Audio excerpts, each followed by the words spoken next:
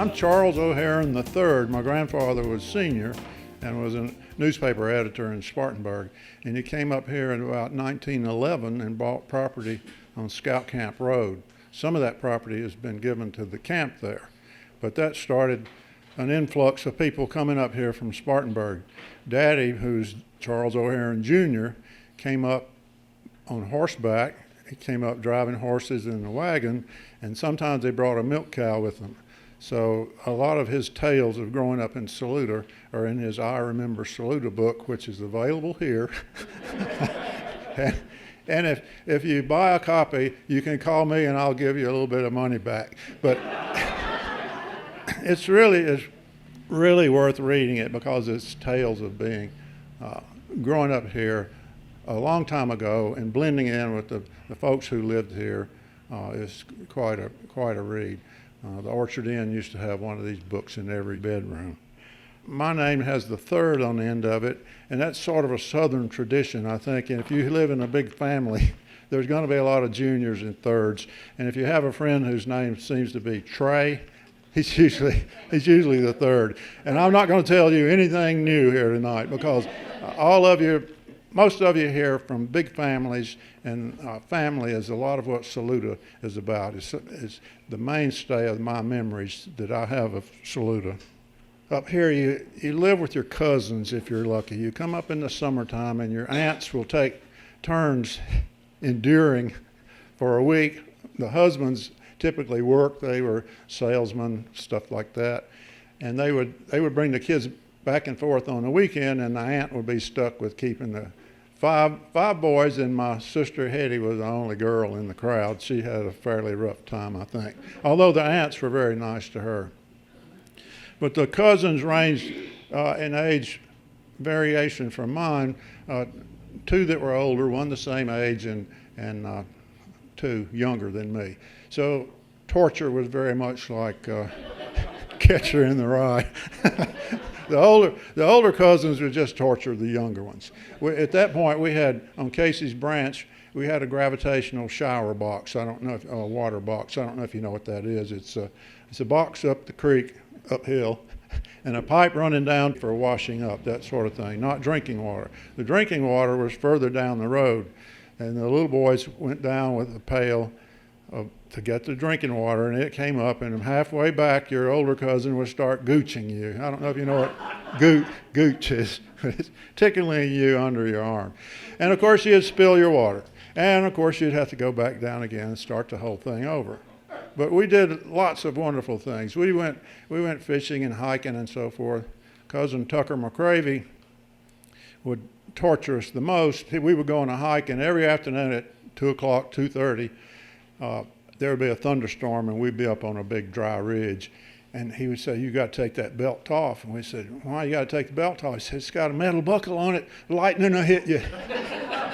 So let me borrow your stick down here. Here the little boys come all down the mountain, you know, with their belt on the end of the stick. He also told us we could mine diamonds, and he would get a quartz rock about this big, and we would take a hammer and start beating on it. So it's just delicious mischief is what some people call living with your cousins. The trip up 176 in those days was fairly frightening to a young lad sitting in the back seat of an old Ford or something. And I used to have nightmares about going up and down 176. In the nightmare, the car would always break in two. And one of those steep curves before you get to the Twin Bridges. And I was in the back, and the back is what plummeted off over the ridge and down into the river. The scout camp at that time had Palmetto Lake down at the bottom of it, and that's where we learned to swim. And when we went down there, several of us did not know how to swim until Uncle Lindsay threw us in that lake, and that water was very cold. And we used to use a trick. It was before you had inflatable toys and so forth. We would take a pillowcase with us, and you can do a pillowcase like that, and it makes a float. And you can float around on the top of the water, which is a lot warmer than down lower. later on, when I was in probably in late high school or maybe even early college, I rode a bicycle all the way from Inman up to Saluda, and I got in the newspaper. Can you imagine that? I don't think anybody had ridden a bicycle that far around here before that. And I came up Howard Gap Road, and at that point it was all dirt. So I did a good bit of walking instead of riding. It was a 3-speed. I was lucky, but those 3 speeds didn't get you the whole way. What was the walking in the paper? No, I just strictly riding. All right, the houses that we lived in there were kind of a conglomerate of houses. People in the north call something like that camp. They say, we're going to camp. So that'd be that family enclave. Well, I call it the shack. It has a proper name, Hidden Well, because it was well hidden. But it was a sawmill lumber shack, if you know what that means. And it was just stud frame on the inside and didn't really have an interior wall. But it had... a couple of them had metal roofs and others just had shingle roofs.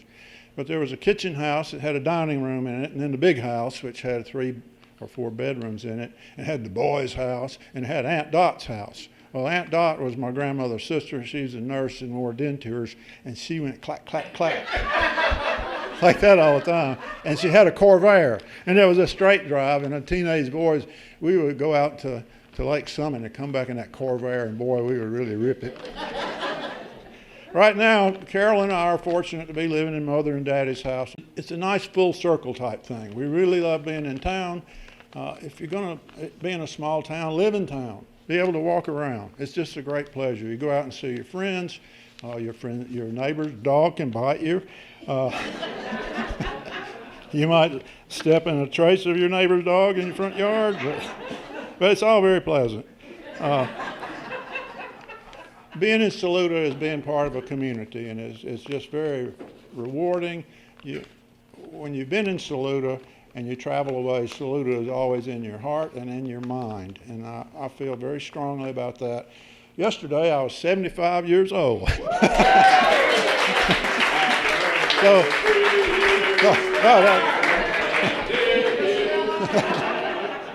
Daddy was giving a talk, reading from his book one time up here at the library. And he gave his talk, and a little old lady in the audience, who was probably younger than me, said, "How old are you anyway?" And Daddy said he was 87 or 92 or something. And she said, "I got a boy that's 72. And at that time, I thought 72 was getting pretty old. So just be strong and keep Saluda in your heart, and enjoy your neighbors and your community. If you see a young family of 4, try to think of some way that they can stay in Saluda. Thank you.